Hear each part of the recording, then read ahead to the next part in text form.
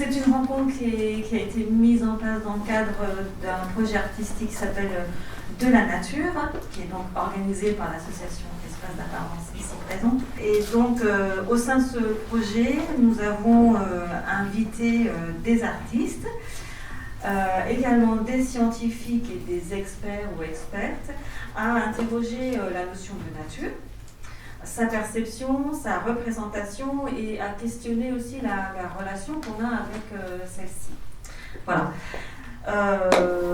Présentation très succincte, je crois que vous avez un petit flyer qui a été distribué où il y a un peu plus d'explications sur le projet de la nature et sur l'association Espace d'Apparence. Juste un mot pour présenter aussi les personnes les structures qui ont permis cette rencontre. Donc l'événement, parce que donc aujourd'hui Paul Arben réalise une conférence. Hier, il a participé, intervenu lors d'une rencontre à la librairie Dialogue. Il est également intervenu à l'UBO auprès des étudiants en licence art du département art de l'UBO, et cet après-midi avec les artistes qui participent au projet de la nature. Voilà. Donc l'événement est soutenu par le ministère de la Culture de Bretagne, par le Conseil régional de Bretagne, par le département art et le laboratoire héritage. Alors là c'est un peu loin. Et le laboratoire héritage et construction dans le texte et l'image de l'Université de Bretagne occidentale, et donc par la librairie Dialogue. Et bien sûr, nous remercions Passerelle Centre d'Art Contemporain de nous accueillir et d'accueillir Paul Arben, à qui je passe la parole, merci. Voilà, merci. Bonsoir à tous. Merci. Excuse-moi, Paul. Et que nous remercions, parce que voilà, on est vraiment très très heureux qu'ils soient présents à Brest. Voilà, merci. Alors, Loïc, Espace d'Apparence, merci. Bonjour à tous. Alors, on va rentrer dans le vif du sujet, si vous voulez bien. C'est bon, on a pris un peu de retard et on va peut-être demander de baisser un peu la lumière. Voilà, vous verrez mieux, vous serez tranquille. Ceux qui veulent dormir, je ne les verrai pas. Donc, la communication non verbale ne me signifiera pas que vous avez sombré dans un ennui absolu et tant pis. Voilà, donc merci donc, de cette invitation. On va parler de l'art écologique. Pourquoi ? Parce que dans la suite de ces rencontres auxquelles vous ne participiez pas, mais depuis hier, on s'est posé la question de comment donner une représentation artistique en art plastique, en art visuel, à, sinon la crise écologique, du moins la fameuse transition climatique, puisque vous savez qu'on varie parfois les appellations, en tout cas le grand désordre environnemental qu'on est en train de vivre depuis essentiellement le début de la révolution industrielle, c'est-à-dire environ 2 siècles ou un petit peu plus maintenant, à l'entrée dans l'ère de l'Anthropocène qu'on a pris l'habitude de dire. Alors, je me fonde sur ce livre un peu pour faire cette conférence, donc voilà, il y aura beaucoup d'images. Je me permets de m'asseoir parce qu'il faut que je puisse manipuler l'ordinateur en même temps. Voilà, donc je ne sais pas trop. Voilà. Bien, alors c'est un sujet évidemment dramatique d'une certaine façon, que celui du désordre environnemental, pour parler par euphémisme.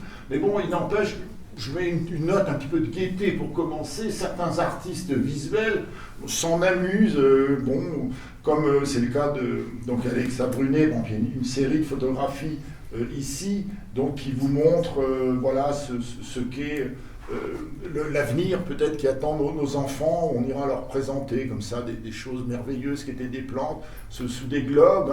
Voilà. Il faudra aller chercher de l'eau auprès des foreurs dans les champs. Voilà, on aura et ça a déjà commencé, donc des machines comme ça pour finalement remplacer les humains devenus défaillants. Et puis ça c'est pour notre jeunesse devenue si rare, parce que vous savez que à l'ère de l'Anthropocène, une grande partie des jeunes ne veulent plus se reproduire, ils ne veulent plus avoir de descendance, donc ils vont devenir très très chers sur le marché de la main-d'œuvre, le marché de l'emploi. Donc il faudra parfois en capturer quelques-uns, vous voyez, et puis les vendre comme ça, peut-être dans des trafics plus ou moins licites. Voilà. Madame attend monsieur, vous voyez, ce n'est plus une femme à sa fenêtre de pierre, granier et de fer. Hein, c'est pas tout à fait ça, c'est autre chose. Voilà, mon mari arrive dans des torrents de fumée, de pesticides, de pollution en tout genre. Enfin voilà, un univers merveilleux que celui qui nous attend. Alors, évidemment, les artistes ont une conscience assez précoce des problèmes environnementaux. Quelques petits rappels comme ça historiques, vraiment très rapides.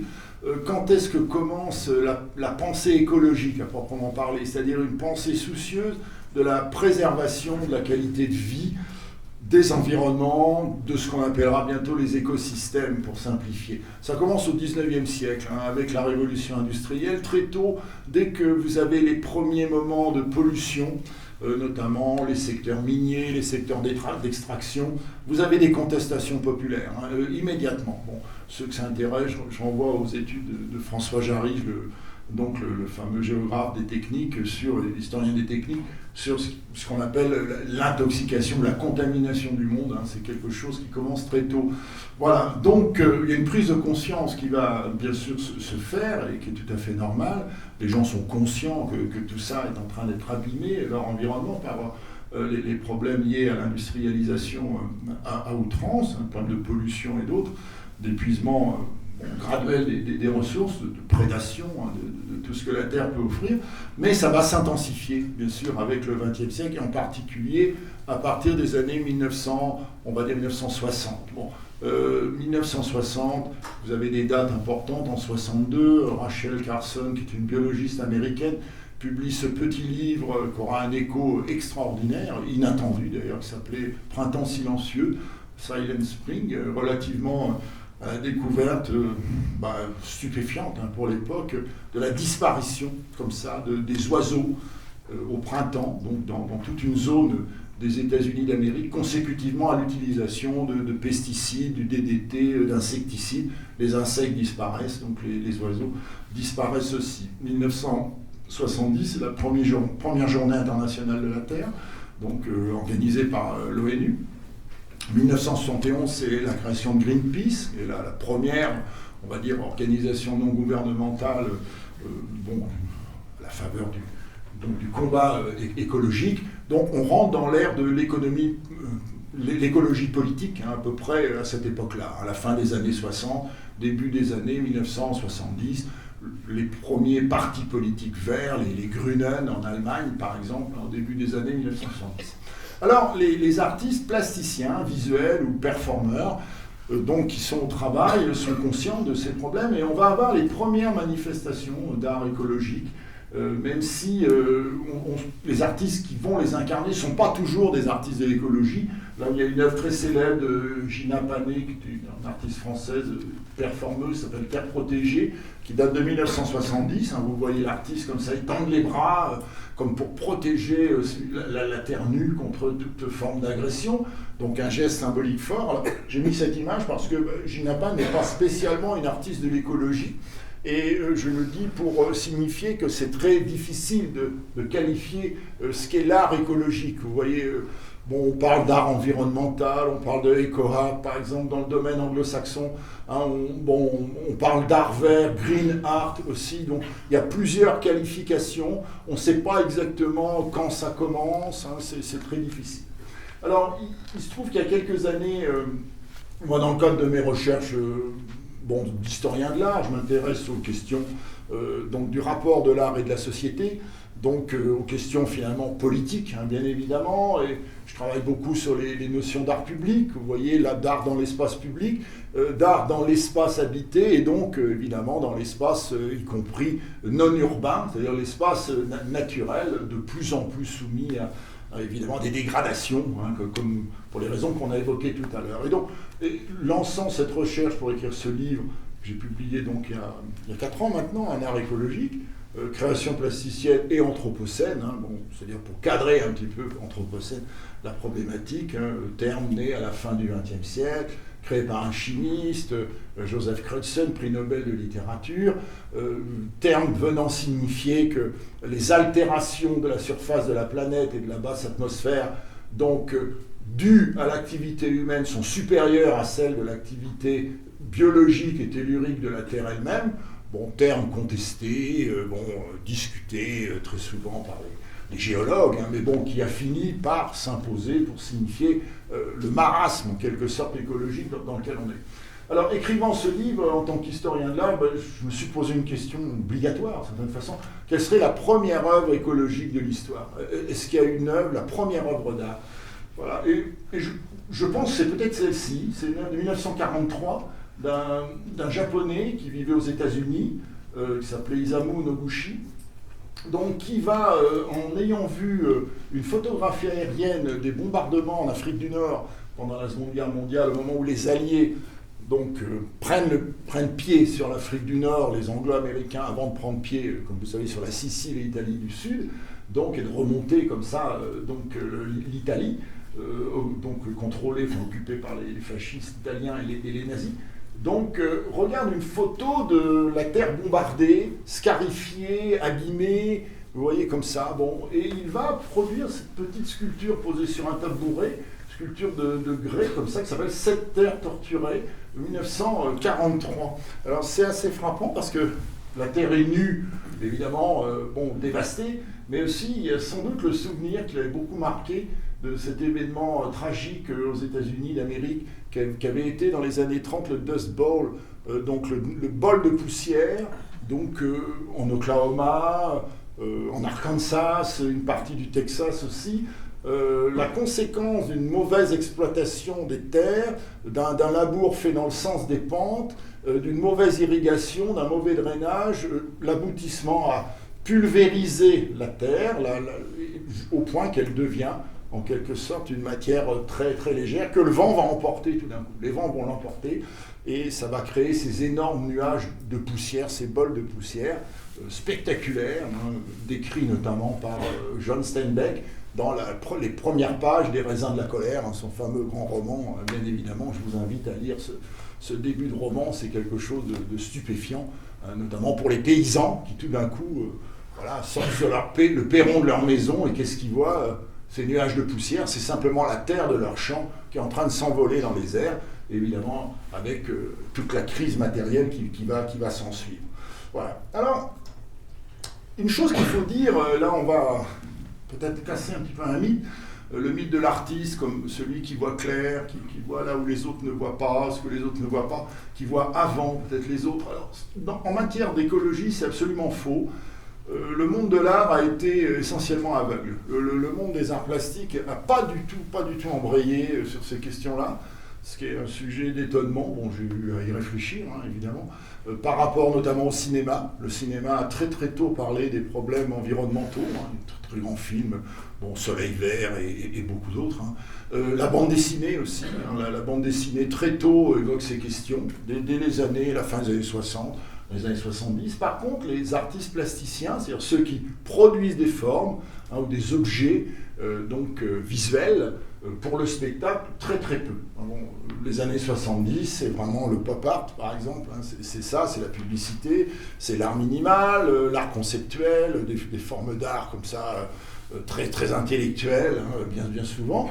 Les années 1980, c'est le retour du corps, le retour de la peinture, les années SIDA, vous voyez, donc ça détermine quand même une forme d'art qui revient très fortement vers le sujet humain. Mais l'écologie, c'est quelque chose dont très peu d'artistes visuels vont s'emparer avant les années 2000. Il n'y a que quelques exceptions, et c'est ces exceptions que je voudrais vous présenter aujourd'hui. Par exemple, une œuvre d'exception, très, très précoce. Ici, Gordon Mataclack et Juan Downey font ce petit véhicule qui est devenu une pièce de musée maintenant sacralisée, mais qui au départ est montré dans Wall Street, à Manhattan, à New York, donc la ville de la bourse, symbole du capitalisme pollueur. Il s'agit d'un petit quadricycle que les artistes véhiculent comme ça dans cette rue en proposant aux gens d'aller respirer de l'oxygène. Vous voyez dans cette rue qui est un sommet de pollution, évidemment. Vous avez cet artiste allemand aussi, qui n'est pas seulement un artiste de l'écologie, mais qui est un des fondateurs en politique du Parti des Verts, des Grünen, qui s'appelait Joseph Beuys, par exemple. Dans les années 1970 à Eindhoven, il va donc faire une action très solitaire d'ailleurs, juste lui et son photographe, un ami photographe, s'appelle Action dans le Marais, justement où il va se promener, investir d'une manière un peu singulière un mari qui est voué à être poldérisé. Vous savez ce que sont les polders, je crois qu'il y en a à Brest. On m'en a montré un hier soir. Donc voilà, c'est-à-dire un marais va être asséché, drainé, pour être transformé en terre cultivable, bien évidemment.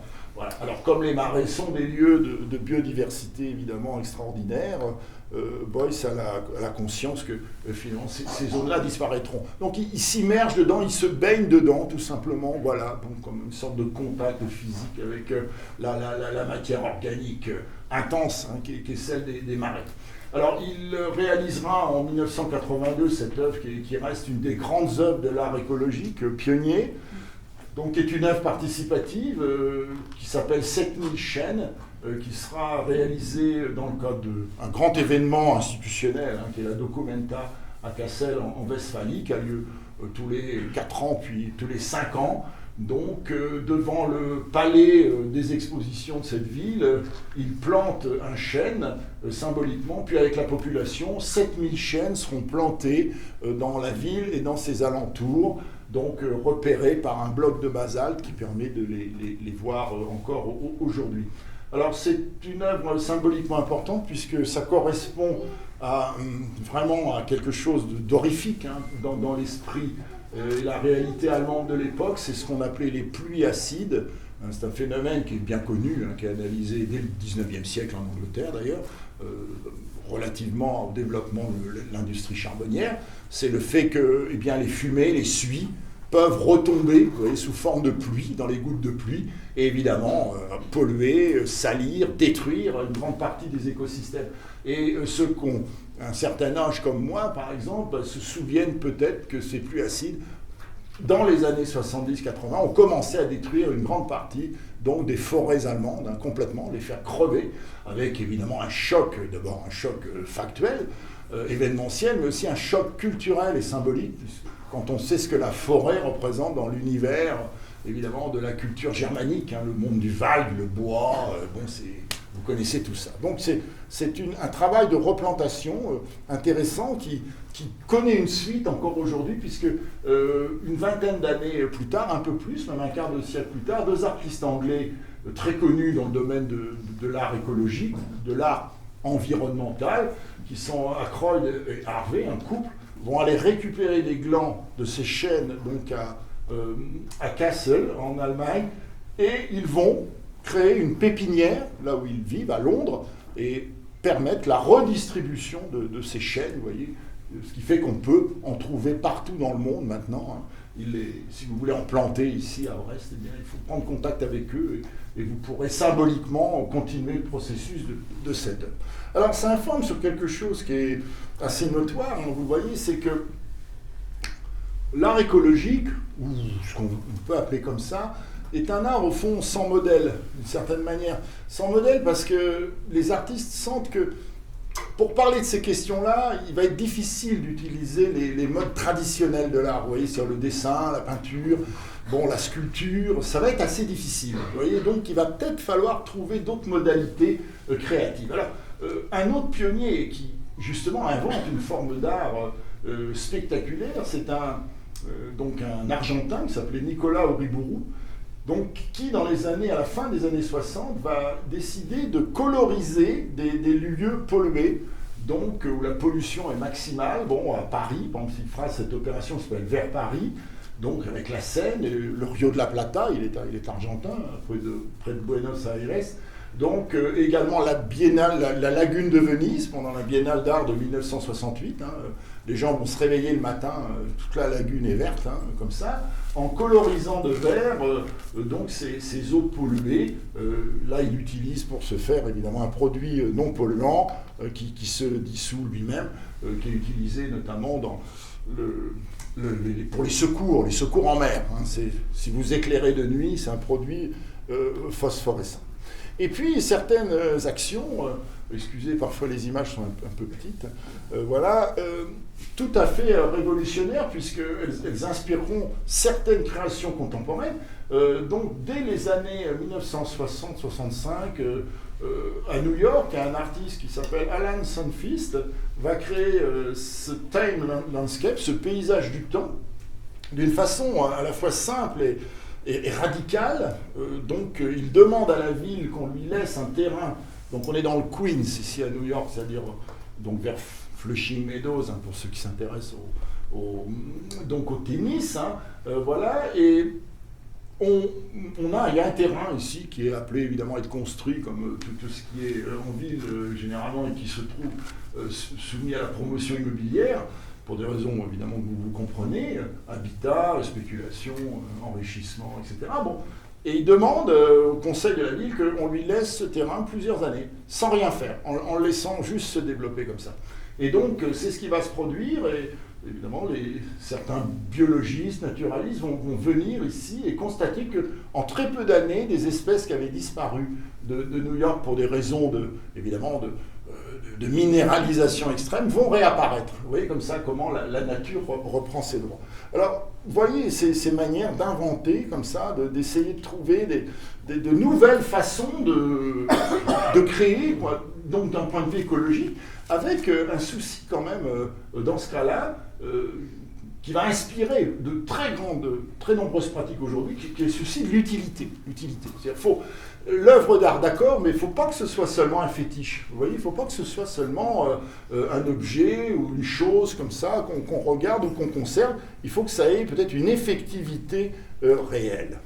Alors, une œuvre évidemment très, très célèbre aussi, 1982, Joseph Beuys en Allemagne qui plante ses 7000 chênes, et puis de l'autre côté de l'Atlantique, à New York, à Battery Park, hein, au pied des toutes nouvelles tours là, du World Trade Center, enfin l'ancien que vous voyez derrière, Agnès Dénès, qui s'est prise en photo ici, ce bâton un peu le pèlerin écologique, plante un champ de blé à New York.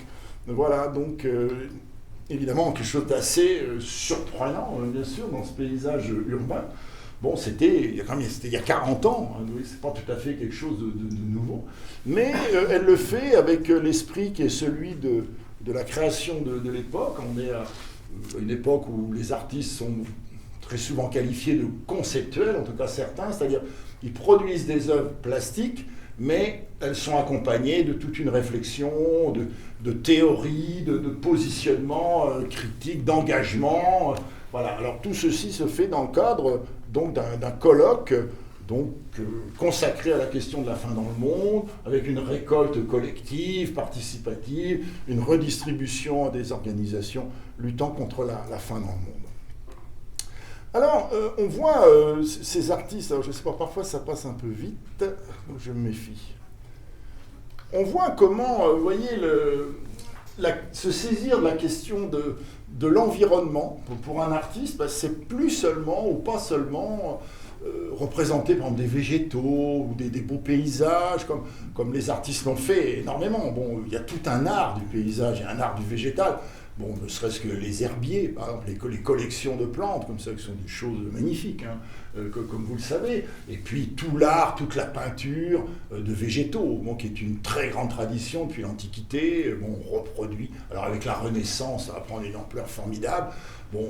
Certains artistes vont se spécialiser dans la peinture des bois, des forêts, des arbres, comme, je ne sais pas si vous prenez un artiste comme Ruysdael, par exemple, qui était un Hollandais, donc au début de l'âge classique, un tiers de son œuvre, ce ne sont que des forêts. Vous voyez, que des forêts. Et très souvent, des forêts, comme le dit très bien l'historien de l'art Thomas Schlesser, des forêts anthropophages dans lesquelles il n'y a plus d'humains. Vous voyez, on chasse les humains. On ne voit que des végétaux.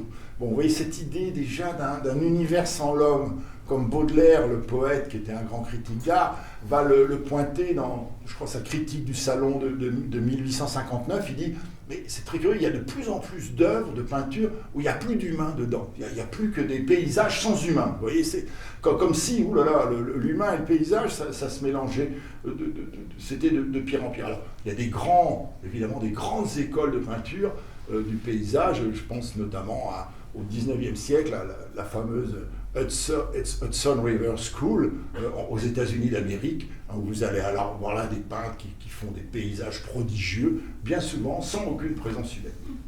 Alors, on voit comment les artistes vont faire évoluer en quelque sorte ce rapport au paysage en s'investissant dans le paysage naturel et en produisant des œuvres qui sont finalement des œuvres de l'utilité. Alors, pour les pionniers, hein, les pionniers. Il y a cet artiste texan qui s'appelle Mel Chin, qui va, à partir des années 1980, donc créer ce qu'il appelle les revival fields, les champs de revivifiance, si vous voulez, qui sont conçus comme des œuvres d'art minimales, hein, sur plan, vous voyez, comme ceci, donc comme vous pouvez faire de la peinture minimaliste, mais et ça vous l'avez, je crois, relevé, donc avec des plantes, c'est-à-dire les pigments du peintre, par exemple, sont remplacés par des plantes.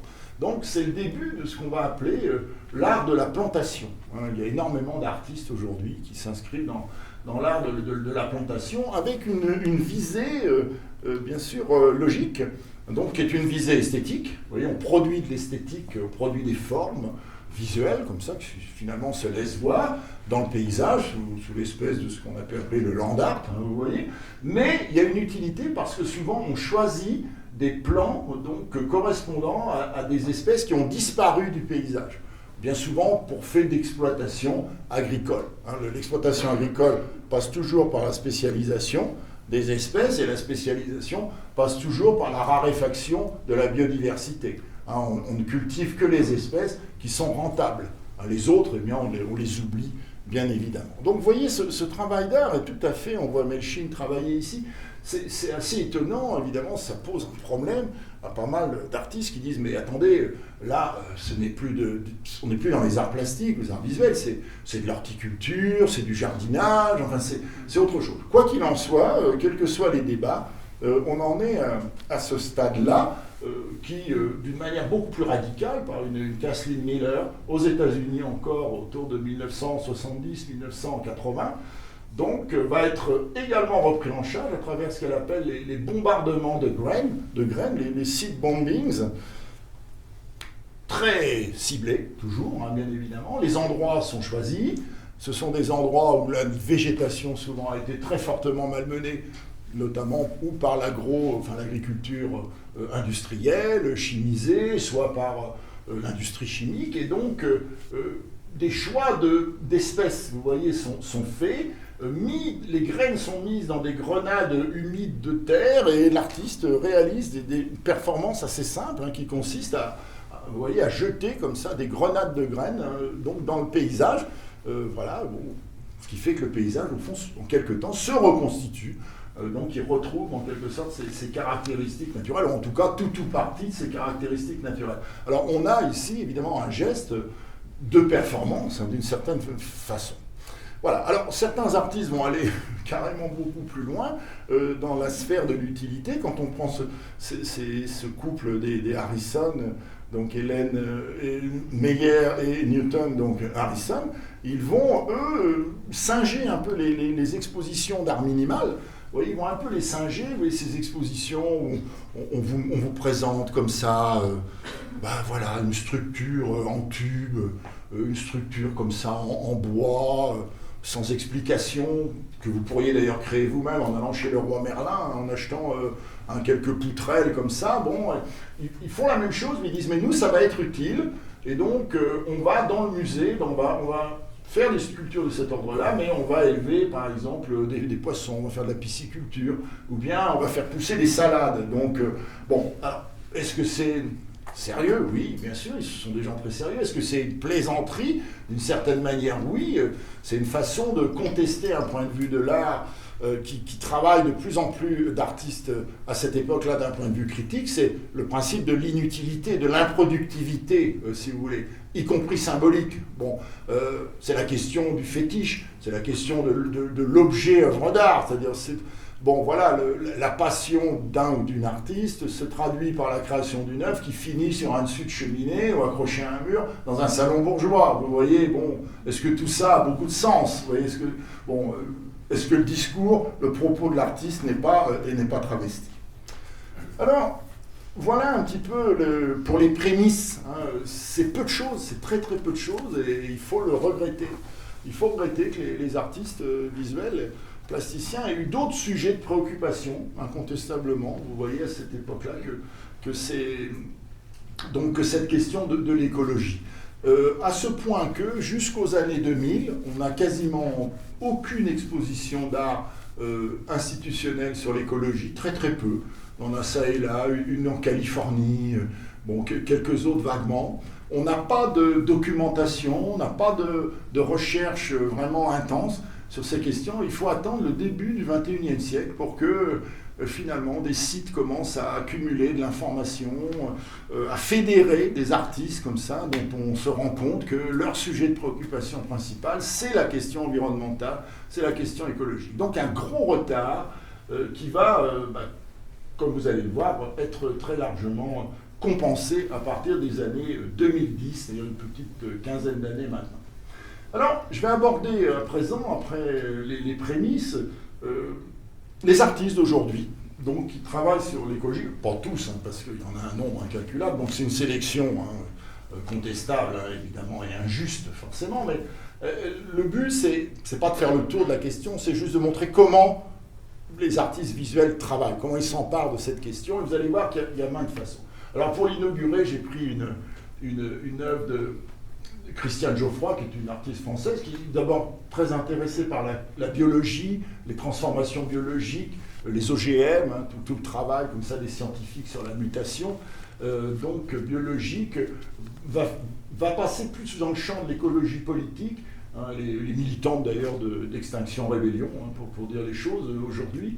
Et elle va multiplier par exemple ces toiles, vous voyez, qu'elle appelle Dérive des continents, qui sont faites à partir de ces modèles, ces modélisations géographiques, donc on quantifie certaines caractéristiques des États. Par exemple ici, c'est une carte des producteurs de CO2 dans le monde. Vous voyez, la déformation des continents, ici, est liée en quelque sorte à la capacité et au pouvoir nocif de pollution.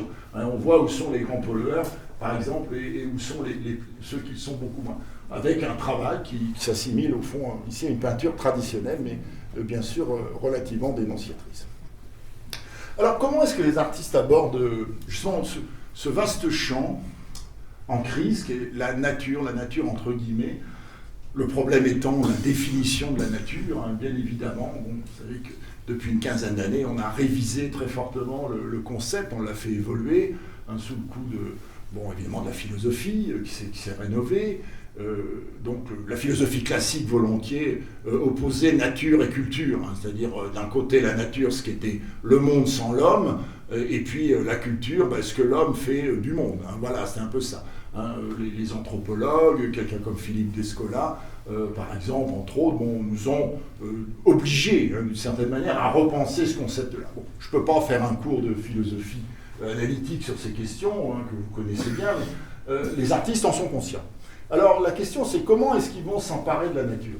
Alors une des premières manières de le faire, c'est ce qui est exprimé par cet artiste qui est un artiste du art paper, le paper art, l'art du papier, Rogan Brown, artiste anglo-saxon, qui va faire des compositions très spectaculaires à partir toujours de réalités organiques, notamment la vie cellulaire, la vie microscopique, c'est-à-dire tout ce qui existe dans la nature mais qu'on ne voit pas avec les yeux et que lui reconstitue avec une très très grande patience, vous pouvez imaginer.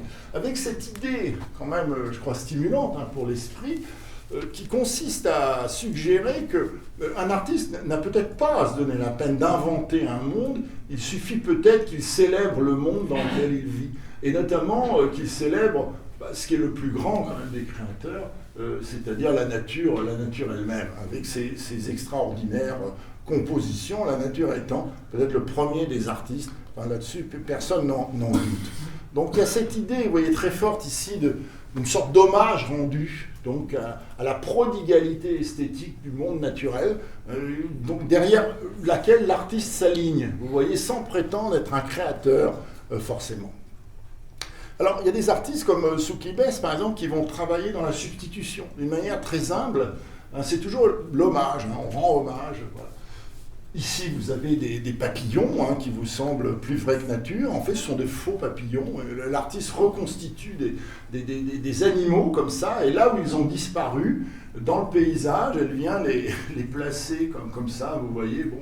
Voilà, vous pouvez d'ailleurs, si vous la suivez, vous pouvez les ramasser, vous pouvez les collectionner. Comme ça, c'est voué à, on pourrait dire, une sorte de déperdition Ce ne sont pas des œuvres qui sont vouées à la collection, vous voyez, elles sont vouées comme ça, juste à compenser une perte. Bon, ici, les insectes ont disparu, eh bien, l'artiste, qu'est-ce qu'il va faire? Il va compléter, il va mettre des insectes factices. Alors, cette notion de la disparition, évidemment, est essentielle dans la conscience écologique. Bon, la conscience écologique est une conscience malheureuse, légitimement d'ailleurs, hélas. Bon, c'est une conscience du chagrin de quoi? D'un monde que l'on perd, qui est en train de nous échapper, de choses qu'on ne reverra plus jamais, bien évidemment, puisqu'on les a détruites, et parfois irrévocablement détruites. Et c'est le cas, par exemple, ça explique le travail de cette artiste islandaise qui s'appelle Rúri, donc l'Islande, les cascades, vous connaissez ça, que vous voyez au travail ici il y a quelques années, qui va enregistrer le bruit des quelques 52, je crois, cascades d'Islande avant que celles-ci ne disparaissent, puisque du fait du réchauffement climatique, ces cascades, dans une vingtaine d'années, n'existeront plus.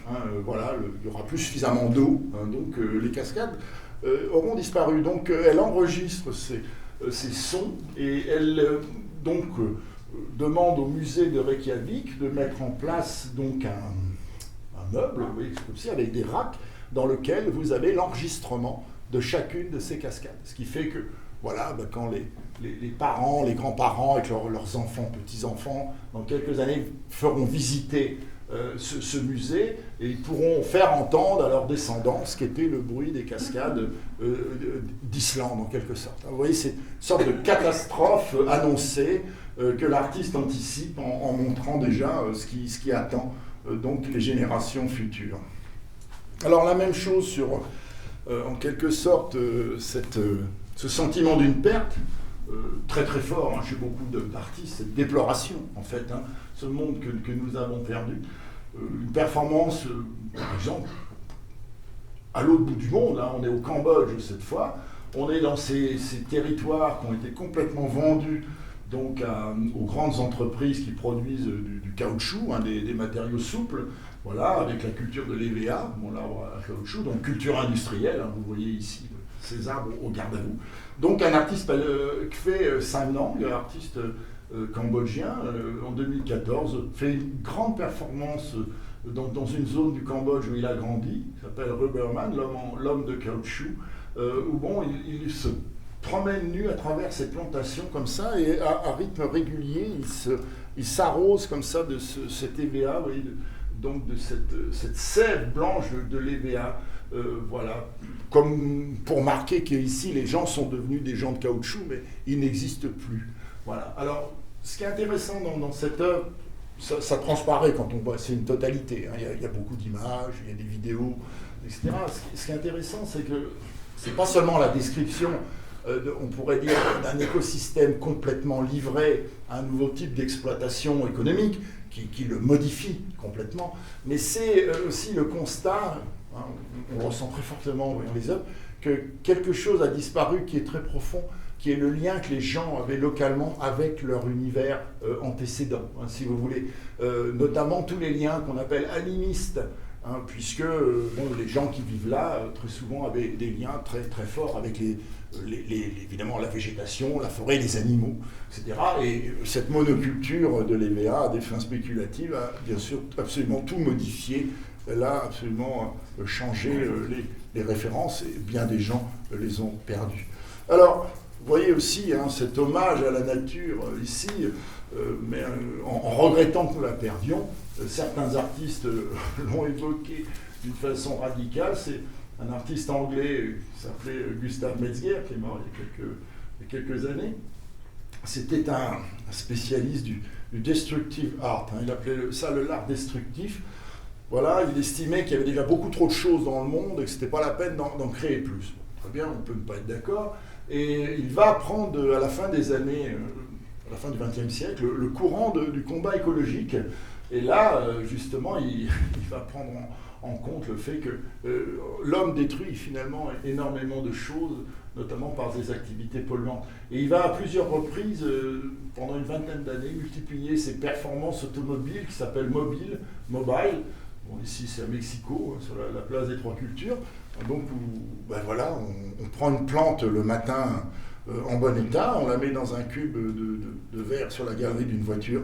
Vous voyez, on roule toute la journée avec les gaz d'échappement comme ça, qui sont expédiés dans de cette sorte de vitrine, et le soir, la plante est crevée, quoi, bien évidemment.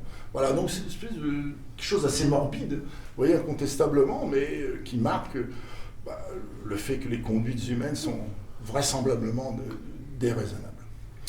Alors, l'hommage à la nature aussi, c'est pas forcément pour dire qu'on l'a perdu, c'est pour dire qu'on peut en faire également des belles choses. Et là, je voudrais, entre autres, citer le travail d'une artiste de Vancouver, canadienne, qui est Nicole Dextras, qui a mis au point toute une série de robes, une forme de stylisme vestimentaire avec des plantes, des feuilles, des fleurs, des tiges, etc., en essayant de mettre en avant les plus anciennes formes de confection du vêtement, notamment le tressage, avant le nouage. Le nœud, c'est déjà quelque chose dans la civilisation de sophistiqué. Le tressage, c'est vraiment beaucoup plus ancien, plus archaïque. Alors, elle constitue ces sortes de vêtements. Vous pouvez commander, vous pouvez acheter, vous pouvez porter, vous pouvez les porter aussi. Avec un sentiment assez curieux de porter la nature, mais de porter aussi très rapidement le flétrissement, la mort, bien évidemment, sur votre chair, donc de ressentir un petit peu cet effet de finitude qui est attaché à l'espèce humaine et à toute espèce, du fait de la réalité biologique. Alors ça, c'est intéressant parce que c'est une œuvre à la fois cosmétique, au sens du cosméticos, le phare, le maquillage, le fait d'embellir ce qui n'est pas forcément suffisamment beau pour être montré tel quel, mais également c'est une réflexion très forte sur la finitude, le fait que on est là, non pas pour rester, mais on est là pour disparaître. Comme finalement toute chose en ce monde, et on le sent sans doute beaucoup plus quand on porte ces robes. Alors d'autres artistes évidemment vont vous remettre au contact un petit peu de la réalité naturelle, comme Vogelbell, ici avec les Village Green, donc c'est une artiste américaine dans les années 2010, voilà, où vous êtes en quelque sorte propulsé dans des univers qu'on vous invite à voir de très près, qui sont des petits écosystèmes comme ça reconstitués, comme à vous dire, bon écoutez, commençons peut-être par le commencement, la nature, allez donc la voir, allez la voir telle qu'elle apparaît.